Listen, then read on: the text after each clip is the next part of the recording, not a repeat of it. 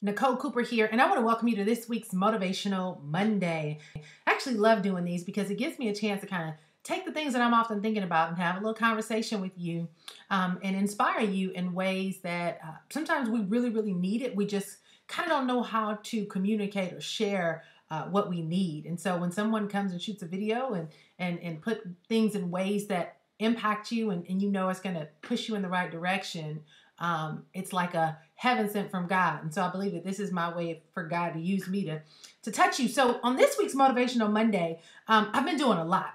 I've been doing my podcast, working on some other things, putting a lot of content and stuff together and getting my business up and running. I was recently doing my podcast where I was talking about duplication and leverage. I'm doing this series on how to fast track your way to making money online and really talking about the core things that matter when you're building an online business. But I'm doing it in a way in which people can understand what it takes to be successful online.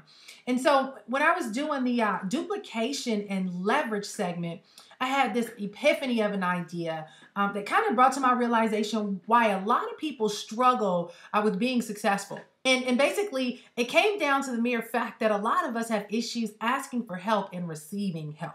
And so today I want to talk to you about receiving help and being okay with allowing other people to help you. I remember when I was in college, I was doing an internship for Bell South. While I was there, I went through a lot of internal growth and things like that because I realized how much I hated the real world, how much I hated getting up and sitting in traffic, sitting in an office in a cubicle all day. I was on the 38th floor, and I used to look out because it was facing 75, 85 in Atlanta. So I used to sit there during the day, and I would look out this 38th floor window, and I would see all these cars driving all throughout the day, and I used to say to myself, where are these people going? Because if I'm at work, and these people are driving, there's tons of cars driving up and down the freeway all day, every day, everybody doesn't work like this. So that's when kind of like my entrepreneurial desires were birthed even greater in me to figure out who I wanted to really be when I grew up. Because on that internship, I had amazing people working for me. But the funny thing about it is here it was, I was interning on this job. I had a IT degree. I was getting my degree in management information systems, which is basically computer programming. And I would spend a lot of time with people who had been on this company for 25, 30 years. And each one of them would pull me aside and they would pour into me. I mean, these people loved on me like I was their own children. And I'll never forget this one lady, I can't remember her name. She came and she took me by the hand. She said, "Can I talk to you, Nicole?" And I said, "Yes." And so she took me and she pulled me in one of the conference rooms by ourselves. And she said, "Sweetheart, I just want to ask you, what do you really want to do with your life? Because I don't see you being here." And she said, "I really want you to think about your dreams. And I want you to think about the things that you really want to do because I don't think this is for you." And she's pouring all this into me out of nowhere in the company office meeting room when I'm an intern, right? And so as she was saying this to me, I knew it, right? I knew it. I knew I felt that way. But I didn't quite understand how I would shift once I got a degree. Like, what do you do with your life to transition where you can work on your own? I just didn't understand that part of transition. How do you replace an income when you don't work a job? I knew I've worked for myself before doing different things, but when you go to college, that's all they teach you is get a job, get a job, get a job. So I didn't know what my options were because I didn't feel like anything that wasn't job-ish was credible enough where people would say that it was okay for me to do it. So I was stuck in between a rock and a hard place. And so that conversation with her, we had a prayer room on the 4th floor. And I would go into that prayer room and you had a dimmer in there with the light. And I would go in there and I would dim that light all the way down really low. And I would just go in there and I would pray. And I would cry my eyes out because I hated that environment. I would see people getting up. We had to get there. I would get there super duper early, like 6, sometimes 7 o'clock in the morning. And you saw all the people come in like drones and they would get their cup of coffee and they would have black coffee with no sugar or no cream. And they walked around looking like zombies all day and they just stared at this box. And it just was no life in these people. And so I got depressed a little bit because I was like, Lord, I'm in college. I'm spending all this time and all this money getting this degree. Like, what am I going to do with my life? Like, where is this going to lead me? How am I going to take this and transfer it into a profession that my parents would be proud of, because they wanted me to be a doctor or a lawyer or something where they can share with their friends and be proud about what Nikki is doing. And so I would cry and I would say, Lord, if you just let me get through this intern, I promise you I'll do whatever you want me to do. I used to be crying and I'll wrap myself up in the curtains, and then you can kind of look out the window of this 4th floor prayer room, and I would stare at people going across to the next building where they would go to lunch, and I would just have all these emotions in me. And I remember looking and seeing in my mind's eye that God was going to use me to do something. I just didn't quite know how he was going to use me. And so I ended up getting to a point where I made a decision. Okay, I'm going to finish what I started. I'm going to go ahead and I'm going to finish this internship. And once I finish this, whatever happens, I'm trusting that God, you're going to order my steps and show me how to do this, but I'm never going to return to corporate America again. I'm never going to do this again. I'm going to finish what I start, but I'm never going to work in a building like this, in a cubicle like this, doing something that I hate, that I know I wasn't born to do ever again. Fast forward. What did I end up doing? Well, got a waitressing job when I got back to school, and little did I know I would become a graduating, college degree holding waitress at Red Lobster for 3 years. And I remember working at the Big Fish. We called it the Big Fish. I worked at the Big Fish in Auburn, Alabama, where I went to school. Then I transferred to the Big Fish into Kennesaw, Georgia, where I was living outside of Atlanta. Then I transferred from Kennesaw to Beverly Hills, California. So the Big Fish took me through 3 states over about a 3-year period of time, where I was waitressing and substitute teaching and got totally out of debt, $13,000 in debt. And I began to fish and hunt for entrepreneurship. And led me to real estate and led me to all these other things. But I began to read books, Rich Dad, Poor Dad, and all these different things. Immediately when I made that decision to never work a job again, my mind came open to understand the mindset of the wealthy and how do people build wealth and build their own businesses. So I wasn't getting caught up in what people were saying about pyramid schemes and all that stuff. I was open. That's kind of when I got into network marketing. I was open. I wanted to learn. I wanted to be available to receive any lesson that I can learn that would get me to the next level in my life. So I began to search relentlessly. I would spend hours at the library. I would buy anything I can put my hands on. I would ask any question of anyone that I came across that I knew had their own business. I was curious. I was hungry. I really wanted to learn. Fast forward to today and one of the biggest key lessons that I've learned. I've learned that there's 2 critical things about building wealth, having your own business, being successful in it, and getting to a point where you can truly begin to live your dreams. The first thing is understanding that it's not going to be an overnight journey. It's going to be years of building blocks. It's like you're building a house and you build them one brick at a time, one brick at a time. You might learn something this year that you're hoping it hurry ups and brings your overnight success, but you may not really be able to utilize what you learned this year until next year. However, it doesn't mean that, and I shared in last week's Motivational Monday, that you're not being cheated, you're being chosen. You think you're being cheated because things aren't happening fast enough, but no, you're chosen for this role, and this is the journey that you have to walk to get you to where you ultimately are supposed to be.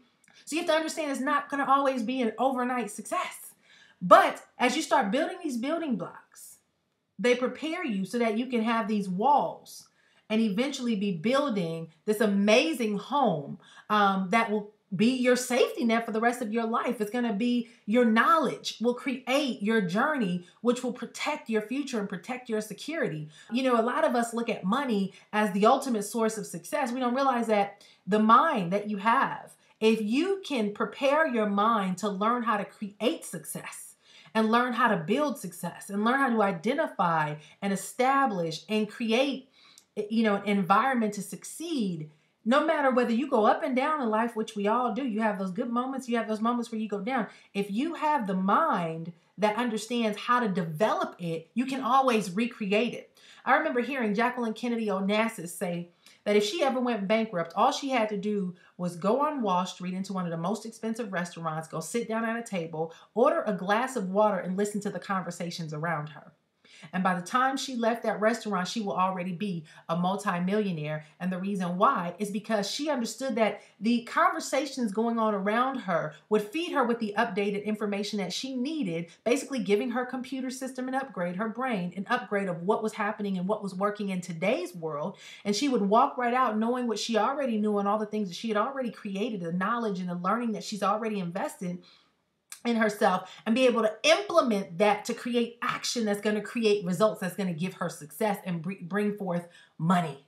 And a lot of us look at that the wrong way. We look at life about being about money all the time, when you don't realize it's about investing in your intellectual property, which is your brain, that is the processing system that is able to deliver the results that you need to create money. So the first thing is, it's not going to always be an overnight success.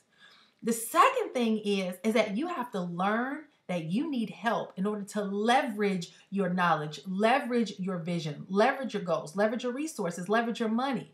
You have to get help from other people and leverage them so that you can duplicate your time, your energy, your effort, your ability through other people so that you can start multiplying your efforts and get what you want a lot faster.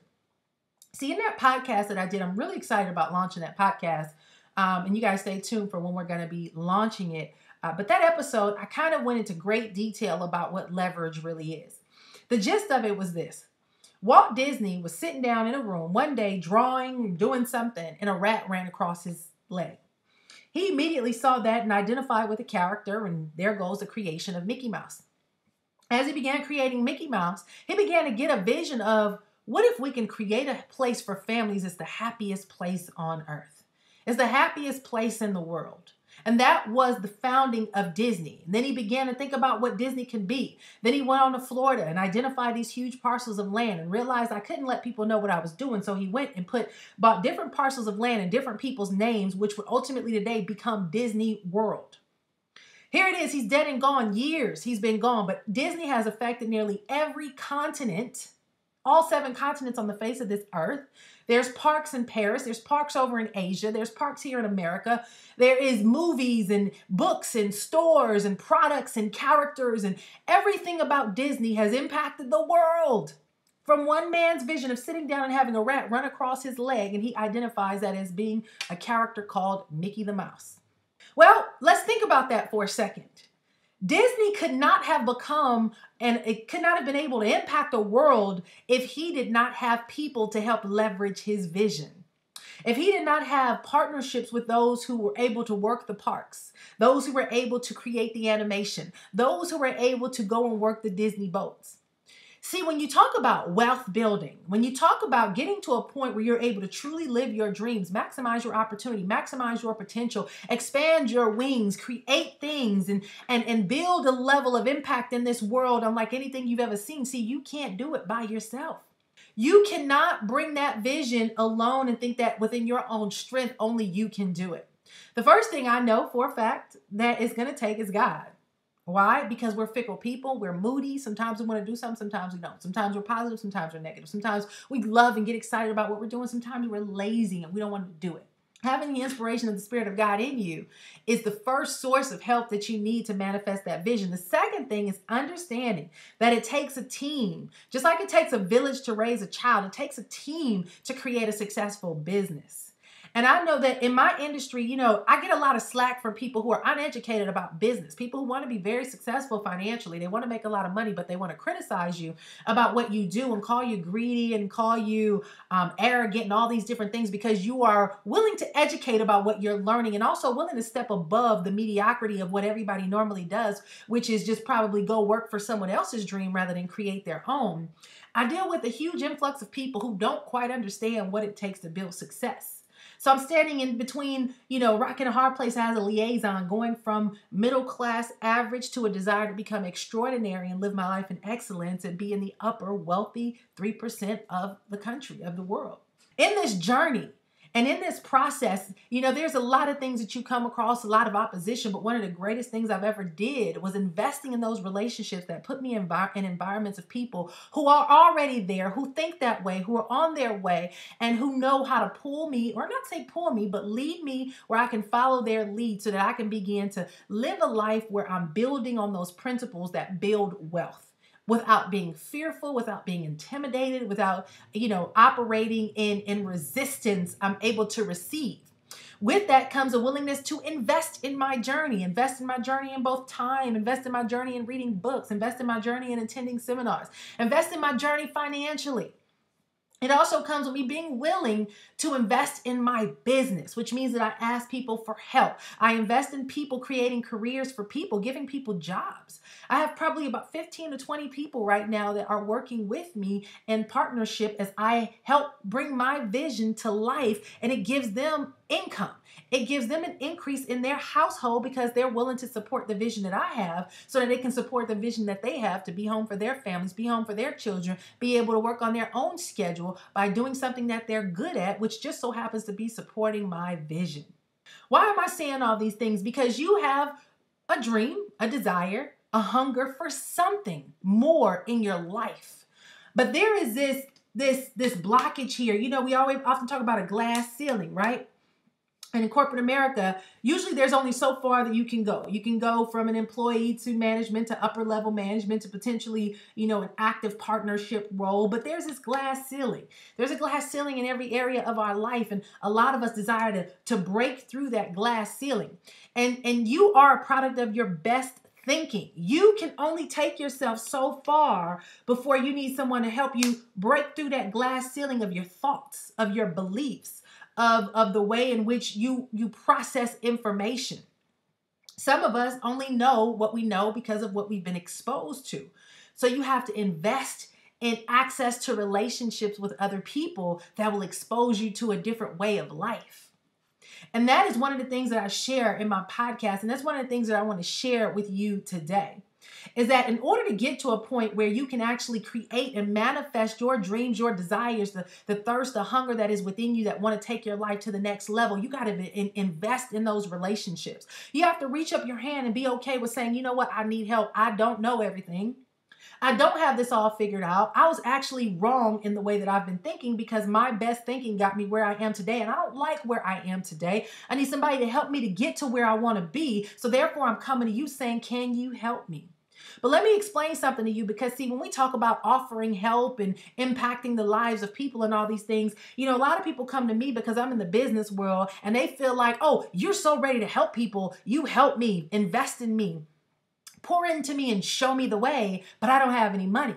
A lot of you don't want to invest in your relationships that's going to get you to the next level, but you want those relationships to be the bridge, the gateway to get you to that next level, and it's just not going to happen. If you go to, if you're going through a toll booth because it's going to give you a chance to shortcut your way to a certain destination, because that's what tolls are designed to do. You have two routes. You have a route that's going to be a longer route and take you all the way around the city, or you can take a toll booth like you have in New York, going across the bridge where it can be get you there a lot faster and a lot shorter route, but you got to pay, I think it's $8 to cross the bridge. In order to cross this bridge, you got to pay. If you show up to the toll booth and you don't have money to pay, you can't pass the toll. Some of you are showing up to the toll booth and you don't have the money to pay to cross the bridge, and you want to get upset because people won't let you cross. You got to invest in those relationships that are going to get you across the toll booth, across the bridge, and get you to where you need to go a lot faster. And you got to be willing to invest in that relationship. You got to be willing to realize I need help and I have to pay for it. I have to pay for it. Why? Because people's time is money. And usually when you get something for free, you take it for granted.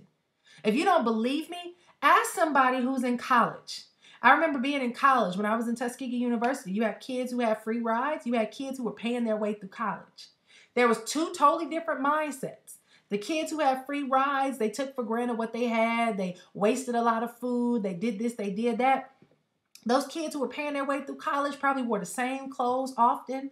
They would sit around looking for scraps to eat. They cherished every bite that they got, and they made sure that they dug into every book that they paid $100 for, because they knew the pain behind paying for that education.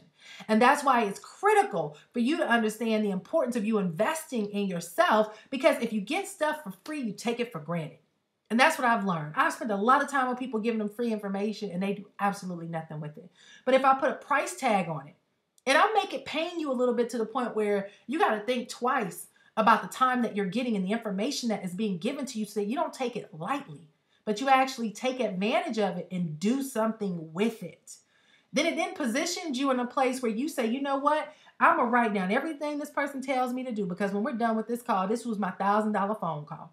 And this $1,000 phone call is going to produce $10,000 in my life, or $100,000 in my life. And I'm going to take it and treasure it as the gem that it is, that can be the breakthrough to get me across the toll bridge, to shorten my learning curve and get me to where I need to go a lot faster. Ladies and gentlemen, for today's Motivational Monday, there's 2 things I want you to take away with this. The first thing is that you need to understand that success is not an overnight process.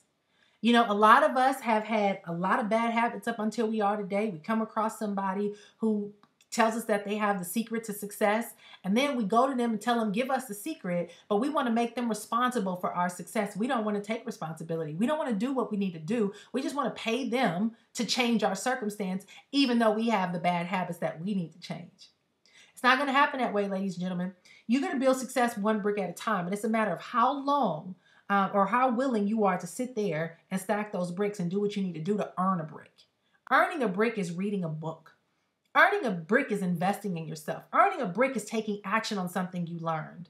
Otherwise, if you're sitting back and you're just looking at all the bricks sitting around you and you're trying to figure out, well, who's going to build my house for me? You're going to sit there forever. And when it comes and it rains and it storms and hurricanes come, you won't have any shelter because you didn't build your house.